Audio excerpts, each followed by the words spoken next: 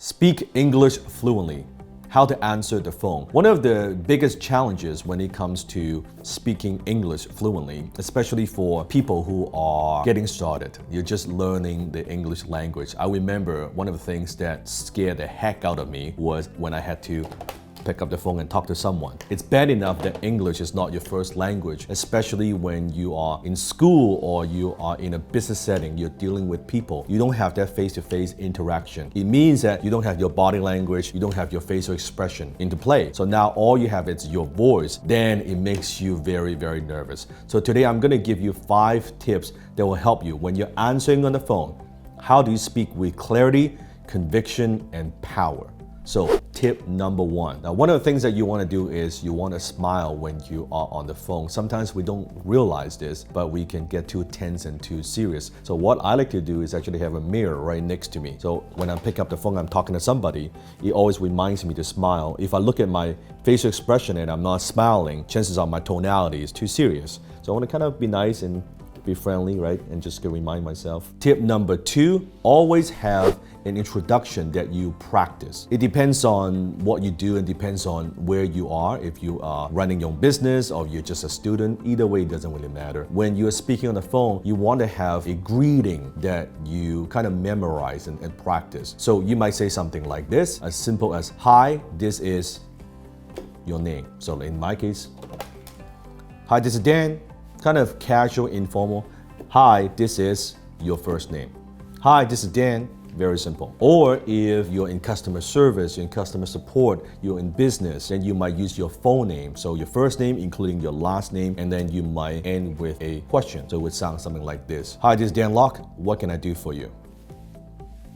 That also works. Another thing that you could do, which is usually how I answer my phone, is actually using my first name, last name, and then speaking. So it sounds something like this. "Dan Locke speaking."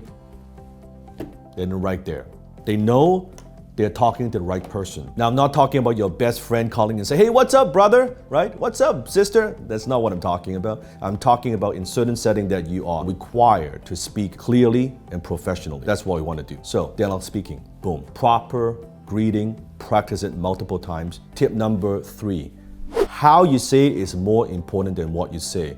Tonality, it's very, very key when you're talking on the phone. Your native language, if English is your second language or third language, your native language might have different tonality. So you need to learn how to communicate, have the proper rhythm. So let me give you a simple example, just what we did right there. Let's say, "What can I do for you?" Just one line. I'm gonna do it 3 different ways. Comment below and you tell me, what message am I communicating, right? What am I saying? What emotions, right, am I using?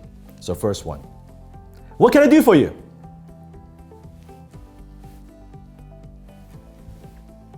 What can I do for you? What can I do for you? Do you hear the difference? It's the same line, but how you say it is very, very important. So when you're talking on a phone, sometimes you want to pay very close attention. Sometimes you want to not say certain words and certain phrases using your mother tongue, right? The language that you always use. If you speak Korean, you speak Japanese, you speak Indonesian, it doesn't matter. You can see people who speaks with an accent, which I do. I still speak with an accent, but that's okay. The important thing is people understand what you're talking about. Tip number 4, slow down. Speed kills.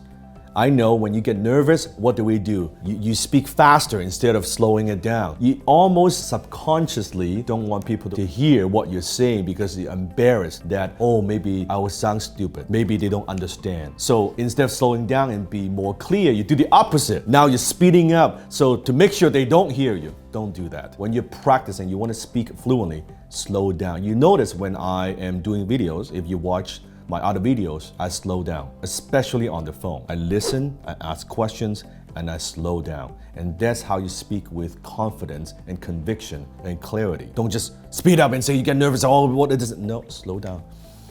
Take a deep breath. It is okay. And if the other side, they don't understand, you can repeat yourself and just say it again. And there's certain words, and there's certain words that I pronounce and may not be 100% accurate. I would slow down and repeat it again and do it again, and that's perfectly fine. Tip number 5, if there are words that you are struggling with, right, that you're struggling with, maybe a certain words that are a little bit longer in the English language, right? In the English language. See?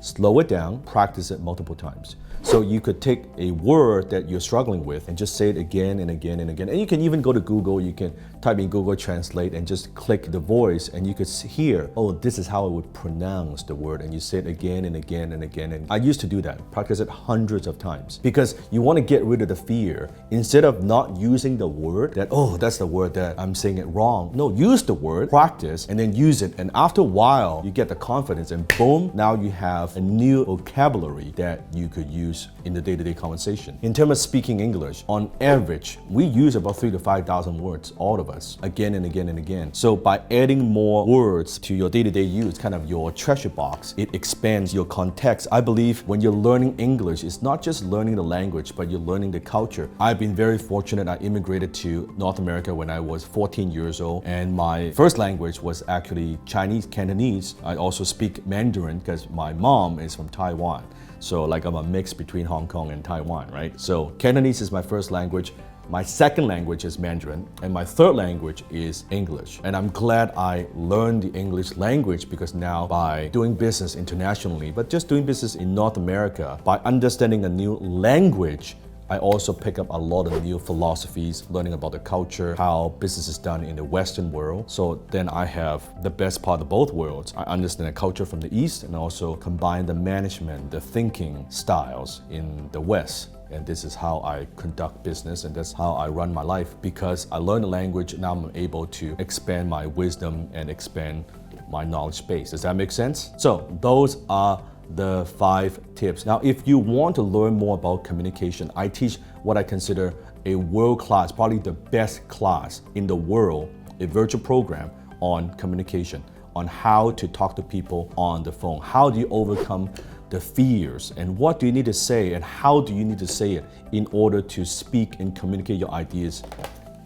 on the phone? Not just giving you the skill set, but how do you turn that skill set into an income stream?